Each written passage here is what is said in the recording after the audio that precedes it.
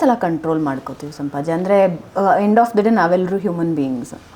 ಎದುರುಗಡೆ ಏನೋ ಒಂದು ಕೆಟ್ಟದ್ದು ಬರ್ತಾ ಇದೆ ಅಂದರೆ ಎಷ್ಟು ಅಳು ಬರುತ್ತೆ ಅಂದರೆ ತುಂಬ ಕಷ್ಟ ಆಗಿಬಿಡುತ್ತೆ. ಪುನೀತ್ ರಾಜ್ಕುಮಾರ್ದು ನಾವು ಯಾರೂ ಯಾವುದಾದ್ರೂ ಒಂದು ನಿಮಿಷಕ್ಕೆ ಅದು ಸುಳ್ಳಾಗ್ಬಿಡ್ಲಿ ಅಂತ. ಇವಾಗ ನಿಮಗೆ ಎಷ್ಟು ಫೀಲ್ ಆಯ್ತು ಮೇಡಮ್ ಆ ಸಂದರ್ಭದಲ್ಲಿ? ನೀವು ಎಷ್ಟು ಫೀಲ್ ಮಾಡ್ಕೊಂಡಿದ್ರಿ? ಅನ್ಫಾರ್ಚುನೇಟ್ಲಿ ಫಾರ್ಚುನೇಟ್ಲಿ ಹೆಂಗೂ ಹೇಳ್ಬೋದು ನೀವು, ನಾನು ಮೀಟ್ ಆಗಿದ್ದೆ ಅವರನ್ನು 2 ಸಲ ಆಗಿತ್ತು ಲೈಫಲ್ಲಿ. ಒಂದು ವಿನಯ್ ಅವರ ಒಂದು ಮೂವಿನ ಅವರು ಪ್ರೊಡ್ಯೂಸ್ ಮಾಡ್ತಾಯಿದ್ರು ಫಾರ್ ದ ಫಸ್ಟ್ ಟೈಮ್. ಆವಾಗ ಒಂದು ಇಂಟರ್ವ್ಯೂ ಅಲ್ಲಿ ಲಾಸ್ಟ್ ಯುವರತ್ನ ಲಾಸ್ಟ್ ಮೂವಿ.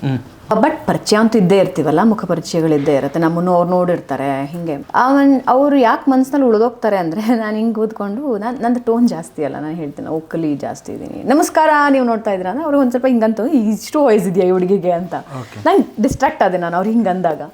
ಆಮೇಲೆ ಅವ್ರಿಗೆ ಗೊತ್ತಾಯ್ತು ನಾನು ಡಿಸ್ಟ್ರಾಕ್ಟ್ ಆದೆ ಅಂತ. ಮತ್ತೆ 2 ಸಲ ಹಾಗೆ ಮಾಡಿದ್ದು, ಆಟ ಆಡಿಸಿದ್ದು ಬೆಚ್ಚ ಬಿದ್ದಂಗೆ. ಆಮೇಲೆ ತಮಾಷೆಯಾಗಿ ಒಂದು ಅರ್ಧ ಗಂಟೆ ಮುಗೀತು. ಯಾವುದೇ ಕೆಲವು ಸ್ಟಾರ್ಸ್ನ ನಾವು ನೋಡಿರ್ತೀವಿ ಹೆಂಗೆ ಅಂದರೆ, ಇವಾಗ ಮುಗೀತಾ, okay fine, I will go and take a break, ಅರ್ಧ ಗಂಟೆ ಬ್ರೇಕ್ ತೊಗೋತೀನಿ, ನೀವು ಇನ್ನೊಂದು ಸೆಟ್ ಹಾಕಿ ಇನ್ನೊಂದು ಚಾನಲ್ ಬರುತ್ತೆ ಆ್ಯಂಕರಿಂಗ್ ಬಂದು ಕೂತ್ಕೋತೀನಿ ಅಂತ. ಬಟ್ ಅವರು ಎಷ್ಟು ಪ್ರೋಆಕ್ಟಿವ್ ಇದ್ದಿದ್ರು ಅಂದರೆ, ಕೈಯಲ್ಲಿ ಹಿಂಗಿದ್ದೊಂದು ಕಾಫಿ ಹಿಡ್ಕೊಂಡ್ರು, ಕೊಡಪ್ಪ ಕಾಫಿ ಅಂದ್ಕೊಂಡು ನಂದು ಮುಗೀತು. ಅವ್ರು ನನ್ನ ಹತ್ರ ಮಾತಾಡೋ ಅವಶ್ಯಕತೆನೂ ಇಲ್ಲ, ಬಂದರು ನಿಂತ್ಕೊಂಡ್ರು, 20 ನಿಮಿಷ ಮಾತಾಡಿದ್ದಾರೆ, ಆಲ್ಮೋಸ್ಟ್ 10 ನಿಮಿಷ 20 ನಿಮಿಷ ಎಲ್ಲದ್ರ ಬಗ್ಗೆನೂ ಮಾತಾಡಿದ್ರು. ಡಿಜಿಟಲ್ ಬಗ್ಗೆ ಮಾತಾಡಿದ್ರು, ಸಿನಿಮಾ ಇಂಡಸ್ಟ್ರಿ ಬಗ್ಗೆ ಮಾತಾಡಿದ್ರು, ಆಮೇಲೆ ಅವರು ಮಾಡ್ತಾ ಇದ್ದಿದ್ದು ಗಂಧದ ಗುಡಿ ಅದ್ರದ್ದು ಶಾರ್ಟ್ಸ್ ಬಗ್ಗೆ ಮಾತಾಡಿದ್ರು.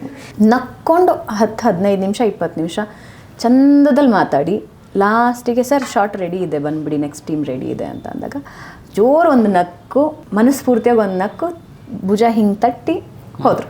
So end of the day ನನ್ನ ಮನಸ್ಸಿನಲ್ಲಿ ಉಳಿದಿದ್ದು ಅದು ಒಂದೇ, ಎಂಥ ವ್ಯಕ್ತಿತ್ವ ಅಂತ. ಅವರು ಹೀರೋ ಇದ್ದಾರೆ, ವಂಡರ್ಫುಲ್ ಡಾನ್ಸರ್ ಇದ್ದಾರೆ, ಬಿಗ್ ಫ್ಯಾಮಿಲಿಯಿಂದ ಬರ್ತಾರೆ, ಎಲ್ಲನೂ ಹೌದು. ಬಟ್ ವ್ಯಕ್ತಿ ನಿಮ್ಮನ್ನು ಹೇಗೆ ನಡೆಸ್ಕೋತಾರೆ ಅನ್ನೋದು ಲೈಫ್ ಟೈಮ್ ಉಳಿದೋಗುತ್ತೆ. ಆ್ಯಂಡ್ ಅವರು ನನ್ನ ಜೊತೆ ನಿಂತು ಮಾತಾಡುವಾಗ ನಾನೇನೋ ಸೂಪರ್ ಸ್ಟಾರ್ ಅದೇನೂ ಇರಲಿಲ್ಲ ಅವರಿಗೆ, ಎಲ್ಲದ್ರ ಬಗ್ಗೆ ಮಾತಾಡಿದ್ರು. ನನ್ನ ಹತ್ರ ಡಿಜಿಟಲ್ ಮಾತಾಡಿ ಏನು ಸಿಗುತ್ತೆ ಅವರಿಗೆ, ಬಟ್ ಹೀ ಸ್ಪೆಂಡ್ ಟೈಮ್.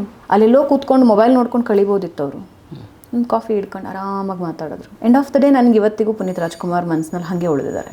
ಲಾಸ್ಟಲ್ಲಿ ಜೋರು ಒಂದು ಸಲ ನಕ್ ಹಿಂಗೆ ಅಂತ ಹೋದರು.